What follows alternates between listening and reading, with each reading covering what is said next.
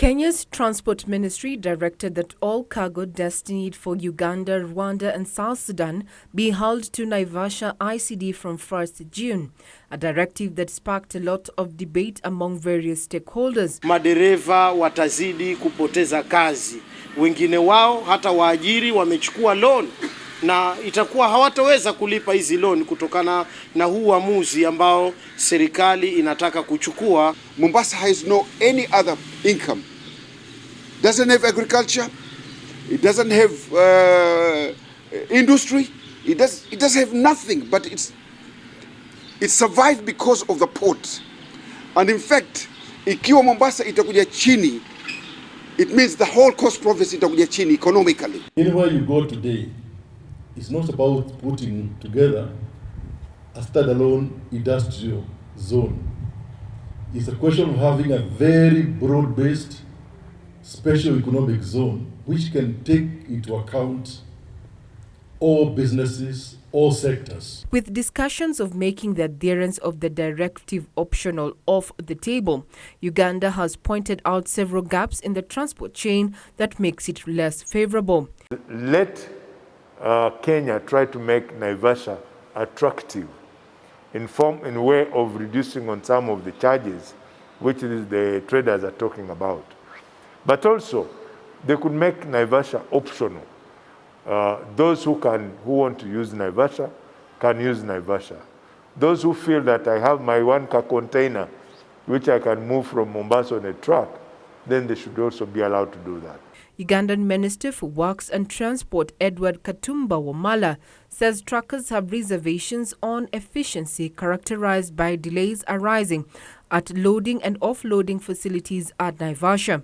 Empty container, that there'll be a delay for them to deliver to the empty container to the shipping lines, and that adds a charge on them.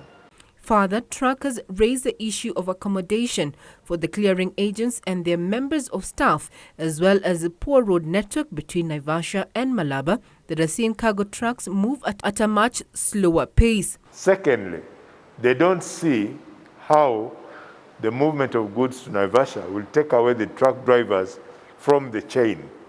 Because again, when the goods reach Naivasha by the standard gauge railway, they are moved to the trucks. So the trucks have to drive to Malaba. But also they are saying the connecting road, the road between Naivasha, between the ICD and the main road is too narrow that the trucks, you cannot have many trucks plying back and forth.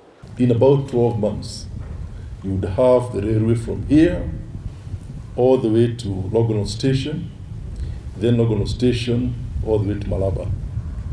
This is what you create through seamless connectivity of rail from the port of Mombasa to Malaba port. This is what you make sure that in future you don't have like what we have today at Malaba. Trucks queuing at a length of about 60 kilometers. This is what you solve that problem. Going forward, Uganda has urged Kenya to make the use of the Naivasha Inland Container Terminal attractive by reducing charges and increasing efficiency. The Ugandan Minister for Works and Transport, Edward Katumba Wamala, says his government is in support of the project, albeit something has to be done to make it a profitable venture for all beneficiaries. The cargo haulage, you bring in a lot more cargo with one go. In terms of securing our roads, preventing the tear and wear on our roads, in terms of reducing accidents, in terms of reducing pollution. So railway has all these advantages, yes. Wamala, however, says Uganda has embarked on acquisition of land before commencing SGR construction. Regina Manyara reporting for Channel 1 Business.